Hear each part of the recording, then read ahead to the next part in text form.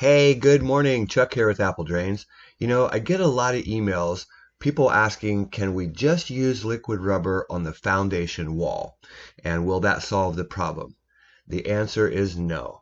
You need a place for water to go.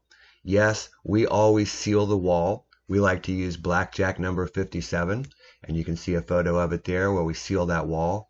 There's lots of different sealers. Thompson's waterproofing sealer would work as well. It's just something that you put on the wall, the exterior wall, to help stop that water from coming inside. Quick note, if you use some type of sealer on the inside of your basement wall, all it's going to do is pop off. Remember, there's water pressure that's pushing against the outside of the foundation wall, and it's going to push your paint off the wall. You'll see that a lot when you go look at someone's basement. You see all this paint that's peeling. It's because there's water pressure on the outside of the wall. So take a look. This is an exterior foundation drain. This is in Charlotte, and wow, this was a great job. We did such good work here, solved that problem. This is actually a printing company. Here we are beginning to excavate along the exterior wall of a building in uptown Charlotte. Here we have the excavated trench, and a couple things to look for. I will let you look for them. You can see how deep we are here and how deep we should be. If you'll notice, you can see a sewer line coming up there right in front of you, and that tells us a couple things. The reference is the sewer line comes out under the floor. Notice our trench is well below the inside floor. That tells us that no matter what we do here, that water is going to drain properly down through the gravel perforated pipe into the sump pit.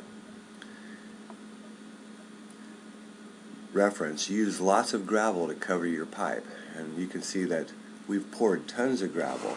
Here's the footer. You can see the pipe is below the footer, and the gravel extends up the foundation wall pretty high. And that's because water will flood up through the gravel and into the pipe. It will also stop it from coming up through the floor into the building, which was their problem. Okay, we went ahead and laid our fabric, our soil separator. Here's our sump pit, and you can see the discharge line coming up. That comes up to grade and is being pumped out to the parking lot. We had to add a GFI outlet for our pump. We had to put electricity out here. And here's the finished product. Now we're going to get ready to cover this up. With 4 guys, this job probably only took us about 4 hours. This is actually a project that you could do yourself with a couple of your friends, maybe. If not, give us a call. Hey, this is Chuck with Apple Drains, reminding you that if you believe you can do something, I guarantee you can do it. Have a great day.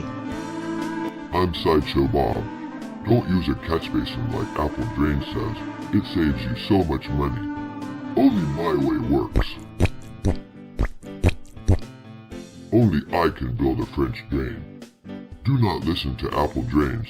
He will save you money. Last year I did 8 jobs.